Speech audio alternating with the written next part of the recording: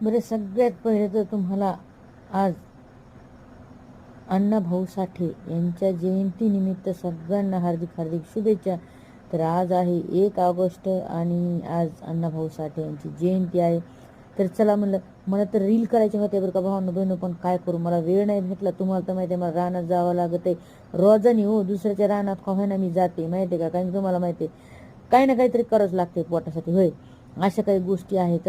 तर मी गेले होते, कालचं माझं रुटीन दाखवा सांगायला की काल कोथिंबीर उपटा म्हणजे काढायला गेले होते. तुम्ही मला सांगितले तुम्ही नेहमी कोथिंबीरच का काढताय, तर आता पावसाळ्याचा दिवस आहे, कोथिंबीर आली काढायला, तर मग त्याच्यामुळं रोजानी बाया लागतात. आता संध्याकाळचं नियोजन तुम्हाला दाखवते. इकडे आमच्या गावाकडे एक मस्त म्हणजे असं एक सुंदर असं छानपैकी अण्णाभाऊ साठे यांचा पुतळा आहे, खूप भारी आहे.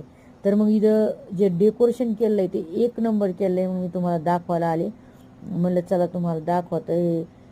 आणि ते बघूनच एवढं सुंदर दिसायला लागले ना, तर मला राहवलं नाही, म्हणलं चलाकडे एक व्हिडिओच काढू आपण आता आणि तुम्हाला दाखवू सगळ्यांना की बघा आमच्या आंबडची पण अण्णाभाऊ साठे जयंती किती भारी निघते आणि किती छान सजावते. तर तुम्ही मला नक्कीच सांगा, एक एक कमेंट करून सांगा तुमच्या गावामध्ये पण अशी हे करतात का. बॅनर बघा किती छान छान मोठ्याला लावले, आणि पोरांनी खूप मेहनत केली, तर त्याच्यामुळं खूप खरंच खूप म्हणजे हे आहे त्यांच्यावर गर्व घमंड, म्हणजे गर्व तर वाटतोच आहे का.